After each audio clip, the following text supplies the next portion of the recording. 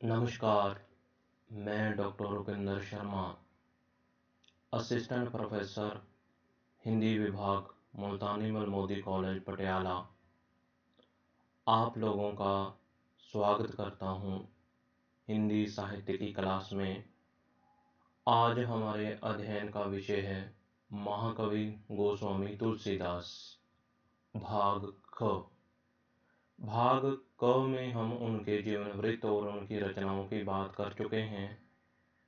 इस भाग में हम उनके साहित्यिक विशेषताओं के बारे में जानेंगे, उनके साहित्यिक अवदान के बारे में जानेंगे, उनके साहित्य के भाव पक्ष और कला पक्ष की बात करेंगे। जब भी हम किसी कवि के साहित्यिक परिचय की बात करते हैं तो उसके अंतर्गत उनके जीवन परिचय और उनके साहित्य की विशेषताओं को लिया जाता है। इसके अंतर्गत हम 3 भागों में इस प्रश्न को बांट लेते हैं। सबसे पहले जीवन वृत्त, जिसमें उनके जन्म, बाल्यावस्था, शिक्षा, उनके निधन तक की बात की जाती है या उनकी प्राप्तियों की बात की जाती है। और दूसरा भाग उनकी रचनाओं का होता है, जिसके अंतर्गत उनकी साहित्यिक रचनाओं का मूल्यांकन किया जाता है, उनके बारे में जाना जाता है कि उन रचनाओं में क्या कुछ है। और तीसरा भाग उनकी साहित्यिक विशेषताओं का होता है, जिसे हम काव्यगत विशेषताएं भी कह देते हैं। तो इस तरह से किसी भी कवि का साहित्यिक दृष्टि से मूल्यांकन करने के लिए 3 आधारों को जानना बहुत जरूरी है: उनके जीवन वृत्त को, उनकी रचनाओं को और उनकी रचनाओं के आधार पर उनकी साहित्यिक विशेषताओं को। तो गोस्वामी तुलसीदास के जीवन वृत्त और उनकी रचनाओं की बात हम भाग क में कर चुके हैं। अभी हम उनकी साहित्यिक विशेषताओं के बारे में जानेंगे, जो कि हम भाग ख के अंतर्गत कर रहे हैं। गोस्वामी तुलसीदास के काव्य की साहित्यिक विशेषताएं। जब साहित्यिक विशेषताओं की बात की जाती है तो उसके अंतर्गत हम 2 पक्षों की बात करते हैं। एक भाव पक्ष होता है, जैसा कि हम पहले भी बता चुके हैं कि भाव पक्ष का संबंध कवि के प्रतिपाद्य से है, उसके विषय से है कि उसके साहित्य में कौन कौन सी विशेषताएं आती हैं।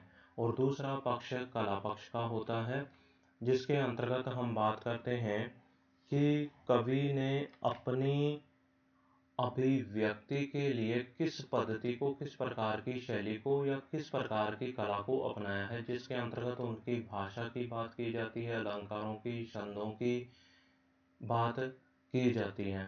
तो हम यहाँ पर तुलसी दास की काव्य की विशेषताओं को जानने के लिए उनके भाव पक्ष और कला पक्ष दोनों का ही अध्ययन करेंगे। सबसे पहले भाव पक्ष को लेते हैं। भाव पक्ष में सबसे पहले जिस विशेषता को हम ले रहे हैं वो है तुलसी के राम का स्वरूप। तो सबसे पहले हमें ये जान लेना चाहिए कि तुलसी जो हैं वो सगुण काव्यधारा के कवि हैं।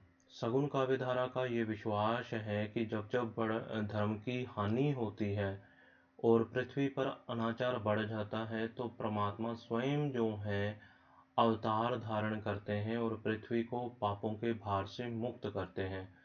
तो तुलसी के राम भी भगवान विष्णु के, बल्कि ये कहना चाहिए कि साक्षात ब्रह्म के अवतार हैं। तो तुलसी के ब्रह्म सगुण और निर्गुण दोनों स्वरूपों की स्थापना करते हुए उनमें अभेद माना है, परंतु व्यवहारिक क्षेत्र में उनके राम विष्णु के अवतार हैं, दशरथ सुत हैं। सोई दशरथ सुत भक्त हित कौशलपति भगवान। तुलसी के राम धर्म के उद्धार तथा अधर्म के विनाश के लिए अवतार धारण करते हैं। तुलसी के राम में शील, सौंदर्य और शक्ति का समन्वय है। वे अपने शील सदाचार से संसार को शिक्षा देते हैं। उनका सौंदर्य त्रिभुवन में सभी को मुग्ध कर लेता है और उनकी शक्ति राक्षसों का दमन करती है। वे मर्यादा पुरुषोत्तम और लोक रक्षक हैं। इस प्रकार हम देखते हैं कि तुलसी ब्रह्म को सगुण निर्गुण दोनों स्वरूपों की स्थापना करते हैं, परंतु उन्होंने व्यवहारिक दृष्टि से दशरथ सुत को ही अपना राम माना है, अपनी भक्ति का आधार माना है, जिसने भक्तों के उद्धार के लिए अवतार धारण किया है। दूसरी विशेषता हम जो लेते हैं वो है विषय की व्यापकता। तो गोस्वामी तुलसीदास के काव्य का विषय बहुत अधिक व्यापक है। वीर गाथा काल के कवियों में केवल वीर और श्रृंगार रस प्रधान काव्य की रचना की। कबीर के काव्य में समाज निर्माण की भावना का भाव है। प्रेम मार्गी कवियों के प्रेम में एकमात्र क्षेत्र को ग्रहण किया और कृष्ण भक्त कवि कृष्ण के लोक रंजक रूप को लेकर समाज से अलग रहकर प्रेम के गीत गाने में मगन रहे, परंतु तुलसीदास ने जीवन के किसी अंग विशेष को ग्रहण न करके जीवन को समग्र रूप में ग्रहण किया। उनके रामचरितमानस में धर्म, संस्कृति तथा काव्य सभी का समन्वय है। उसमें भक्ति, नीति तथा काव्य के सभी रूपों का कलात्मक परिपाक है।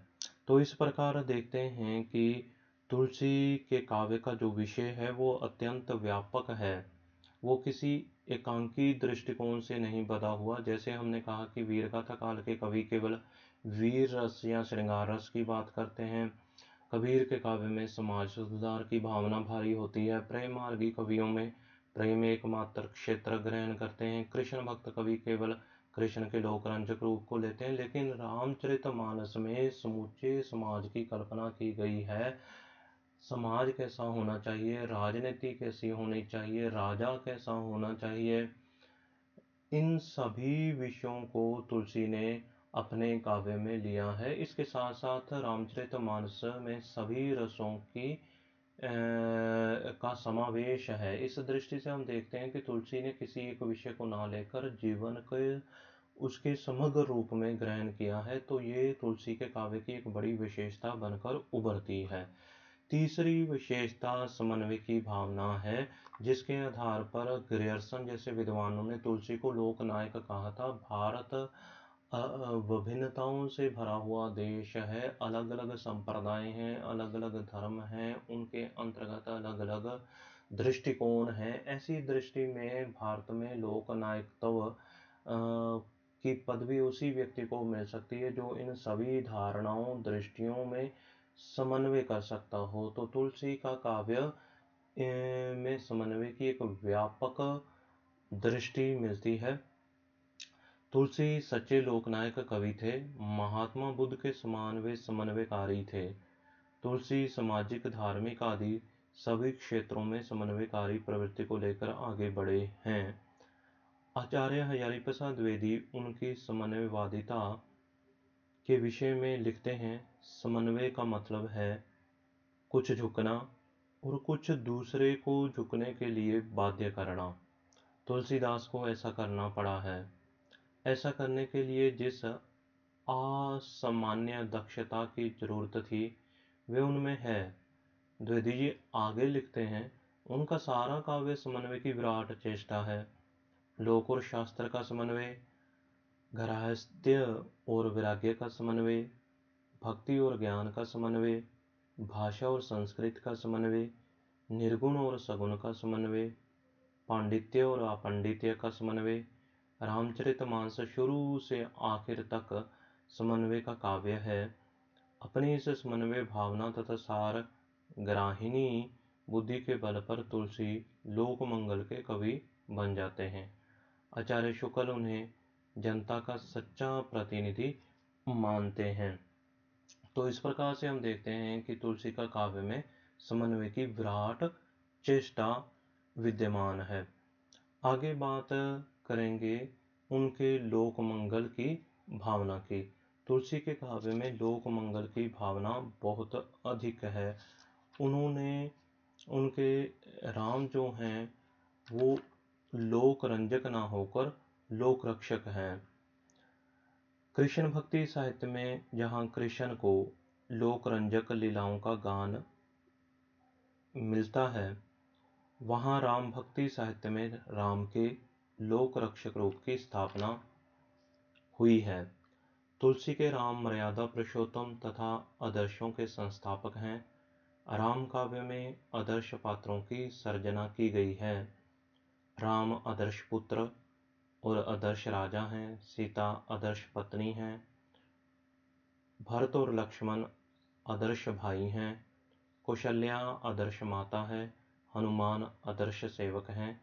इस प्रकार रामचरितमानस में तुलसी ने आदर्श गृहस्थ, आदर्श समाज और आदर्श राज्य की कल्पना की है।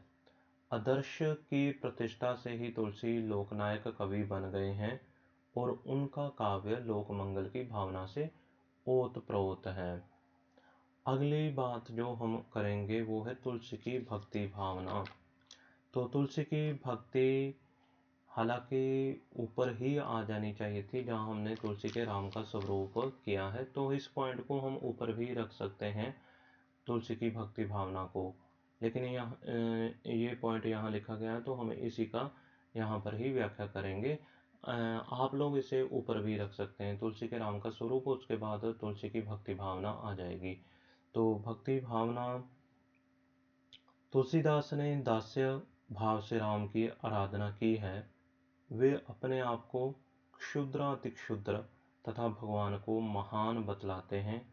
कृष्ण भक्त कवियों ने जहाँ सख्य रूप से भगवान की भक्ति की है, वहाँ तुलसी का आदर्श है सेवक सेव्य भाव भिन्न बिनु भवना तरिये उर्गारी।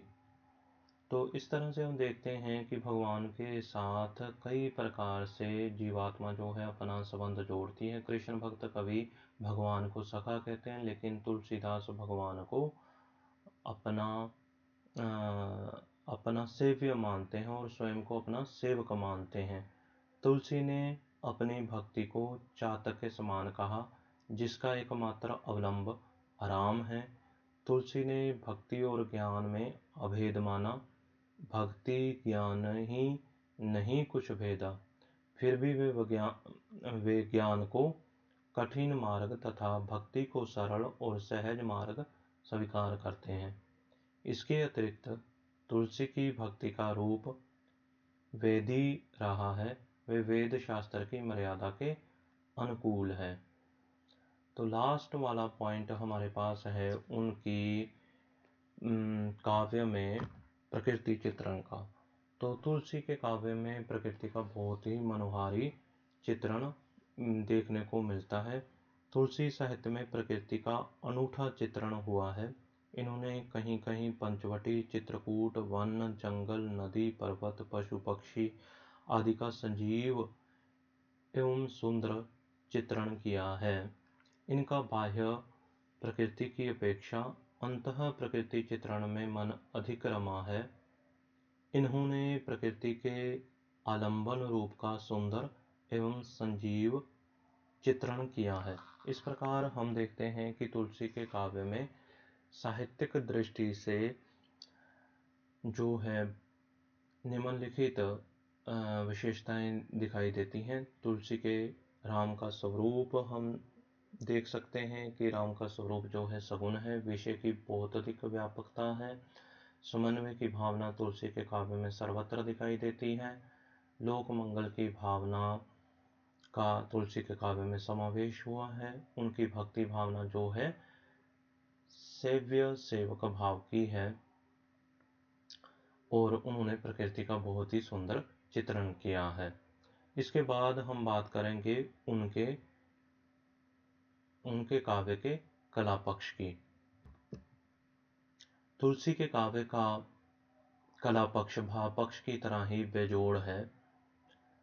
हम देखते हैं उनके कला पक्ष के अंतर्गत हम किन बातों की चर्चा कर सकते हैं।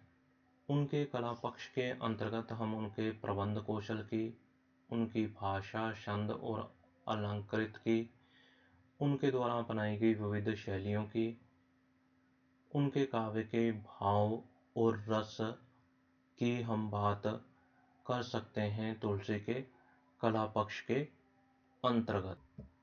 सबसे पहले हम बात करेंगे उनके काव्य में उनके द्वारा अपनाए गए प्रबंध कौशल की। प्रबंध सौष्ठव की दृष्टि से रामचरितमानस का हिंदी साहित्य में अत्यंत उच्च स्थान है। मानस की सबसे बड़ी विशेषता समविभक्तांग होना है, जो महाकाव्यों में प्राय कम दिखाई पड़ती है। कहाँ किस बात को कितना विस्तार दिया जाए, इस बात का पूरा ध्यान तुलसी ने रखा है। इतिवृत्त, वस्तु व्यापार, वर्णन, भाव प्रवणता और संवाद सभी में आवश्यक संतुलन है। किसी प्रबंध काव्य की सफलता उसके मर्मस्पर्शी स्थलों के नियोजन में है। ऐसे स्थलों पर कवि की भाव प्रवणता प्रकट होती है। मानस में राम सीता का परस्पर प्रथम दर्शन, राम वन गमन, दशरथ की मृत्यु, भरत की आत्मग्लानि, सीता हरण, युद्ध में लक्ष्मण का मूर्छित होना आदि कितने ही मार्मिक स्थल मिलते हैं। मानस हिंदी का सर्वश्रेष्ठ महाकाव्य है। मानस के अतिरिक्त जानकी मंगल तथा पार्वती मंगल भी इनके प्रबंध काव्य हैं। तो इस प्रकार तुलसी का प्रबंध कौशल काफ़ी महान दिखाई देता है। उनकी प्रबंध काव्य की रचना में बहुत अधिक कुशलता है, जो कि रामचरितमानस से स्पष्ट होती है। दूसरे बिंदु जो है उनके कला पक्ष का, वो है भाषा, छंद और अलंकृति। तुलसी के काव्य में भाव पक्ष की उत्कृष्टता तो है ही, वाग विदग्धता एवं रमणीयता के भी सभी उपादान उनके साहित्य में सहज सुलभ हैं। तुलसी ने अवधी और ब्रज दोनों भाषाओं में साधिकार लिखा है। मानस में अवधी और विनय पत्रिका में ब्रज का उत्कृष्ट रूप विद्यमान है। आवश्यकता अनुसार कवि ने बुंदेलखंडी, भोजपुरी तथा अरबी फारसी के शब्दों का प्रयोग किया है। भाषा में संस्कृत के तत्सम शब्दों की अधिकता है, परंतु क्लिष्टता कहीं नहीं। तुलसी की भाषा में पात्रानुकूलता, सहज प्रवाह तथा स्वच्छता है। छंदों के प्रयोग में कवि ने कुशलता का परिचय दिया है। मानस में चौपाई और दोहा छंदों का मुख्य रूप से प्रयोग है। तुलसी के साहित्य में अन्य प्रयुक्त छंदों में सोरठा, हरिगीतिका, वर्वे, सोहर, कवित्व और स्वैया प्रमुख हैं। अलंकारों की छटा तुलसी में सर्वत्र दर्शनीय है। गोस्वामी जी के अलंकारों में रमणीयता है, केवल शब्द कौतुक नहीं। गुण तथा स्वभाव चित्रण में कवि ने उत्प्रेक्षा, दृष्टांत तथा उदाहरण अलंकारों का प्रयोग किया है। इसके अतिरिक्त रूपक और उपमा का भी सफल प्रयोग है। वैसे तो तुलसी के काव्य में प्राय सभी अर्थालंकारों एवं शब्दालंकारों का प्रयोग हुआ है, परंतु उत्प्रेक्षा की ओर कवि की विशेष रुचि है। तो इस प्रकार हम देखते हैं कि तुलसीदास ने भाषा, छंद और अलंकारों पर अपने अधिकार से काव्य की रचना की है। भाषा उनकी दृष्टि में साध्य ना होकर साधन है। भाषा की दृष्टि से उनका दो भाषाओं पर एक समान अधिकार है, ब्रज और अवधी। ये बात ध्यान रखनी बहुत जरूरी है कि रामचरितमानस की रचना अवधी भाषा में हुई है और विनय पत्रिका की रचना ब्रज भाषा में। कई बार इस तरह का प्रश्न 2 नंबर में पूछ लिया जाता है कि रामचरितमानस की भाषा क्या है या विनय पत्रिका की भाषा क्या है। अगला पॉइंट है विविध शैलियों का। हिंदी काव्य की सब प्रकार की रचना शैलियों पर तुलसी का अधिकार है। ऊपर रचनाओं के परिचय से स्पष्ट है कि तुलसीदास ने मुक्तक तथा प्रबंध दोनों प्रकार के काव्य रूपों पर अधिकार पूर्वक लिखा है। वस्तुतः तुलसी के समय में काव्य अभिव्यक्ति की जितनी शैलियाँ प्रचलित थीं, उन सब का सफलतापूर्वक प्रयोग तुलसी ने किया। संक्षेप में हम कह सकते हैं कि वीर काव्य की ओजपूर्ण शैली, संत काव्य की दोहा शैली, विद्यापति तथा सूरदास की गीति शैली, भाट कवियों की षट्पद कवित्त शैली तथा लोकगीत शैली, सभी के सफल प्रयोग उनकी रचनाओं में मिलते हैं। उनके कला पक्ष के अंतर्गत अगला पॉइंट भाव और रस का है, तो इस पर हम बात करते हैं। तुलसी के काव्य में सभी स्थायी भावों तथा रसों का सुंदर समावेश हुआ है। यद्यपि तुलसी प्रमुख रूप से भक्त थे, फिर भी उनकी रस व्यंजना को देखकर हम उन्हें रस सिद्ध कवि कह सकते हैं। तुलसी मानव के हृदय और उसकी सूक्ष्म मनोवृत्तियों के अच्छे पारखी थे। उन्होंने मानव जीवन के विविध रूपों को गहराई से देखा है और उसके मर्म को पहचाना है। भावों की विविधता, तीव्रता और वास्तविकता जितनी मानस में मिलती है, उतनी अन्यत्र कम ही मिलती है। श्रृंगार के वर्णन में तुलसी ने मर्यादा का परिचय दिया है। शोक का चित्रण अत्यंत हृदय द्रावक बन पड़ा है।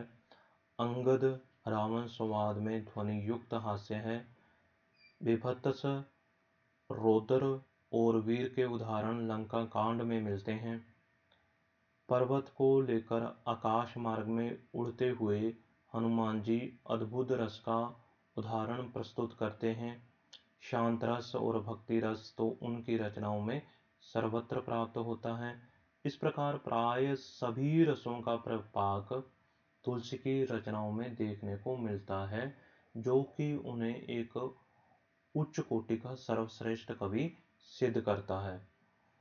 तो इन सारे आधारों पर तुलसी के जीवन पर बात करने के बाद, तुलसी की रचनाओं पर बात करने के बाद, उनकी साहित्यिक विशेषताओं के भाव पक्ष को जानने के बाद और उनके कला पक्ष को जानने के बाद, कुल मिलाकर हम कह सकते हैं कि तुलसी के काव्य में कला पक्ष और भाव पक्ष अपने प्रौढ़ रूप में वर्तमान है। यद्यपि तुलसी का साध्य भक्ति है, फिर भी सभी कलागत उपकरण उनके काव्य में प्रस्तुत हैं। वस्तु चयन, मौलिक उद्भावनाएं, आदर्श पात्रों की सृष्टि, उत्कृष्ट संवाद, भाव और रस चित्रण, परिमार्जित भाषा, विविध शैलियों का प्रयोग, लोक संग्रह की भावना तथा समन्वयवाद आदि उनके काव्य की ऐसी विशेषताएं हैं जिनसे हम उन्हें हिंदी का सर्वोत्कृष्ट कवि कह सकते हैं। डॉक्टर हजारी प्रसाद द्विवेदी के शब्दों में, तुलसीदास के काव्य में उनका नरही भक्त रूप बहुत स्पष्ट हुआ है, पर वे समाज सुधारक, लोकनायक, पंडित और भविष्य दृष्टा भी हैं। इन सब गुणों ने तुलसी में अपूर्व क्षमता ला दी। इस संतुलित प्रतिभा ने उत्तर भारत को वह महान साहित्य दिया जो दुनिया के इतिहास में अपना प्रतिद्वंदी नहीं जानता। अंत में डॉक्टर विजेंद्र स्नातक के शब्दों में हम कह सकते हैं, तुलसी हिंदी कविता कानन का सबसे बड़ा वृक्ष है। उस वृक्ष की शाखा प्रशाखाओं के काव्य कौशल की चारुता और रमणीयता सर्वत्र बिखरी पड़ी है। तो ये हजारी प्रसाद द्विवेदी और डॉक्टर विजेंद्र स्नातक के तुलसी की काव्य प्रतिभा पर, उनके व्यक्तित्व पर प्रकट किए गए उद्गार हैं, जो कि तुलसी को एक महान कवि सिद्ध करते हैं। और अंत में आप लोगों को द्वारा जो इस लेक्चर को बहुत ही ध्यानपूर्वक सुना गया है, उसके लिए आप सभी का धन्यवाद।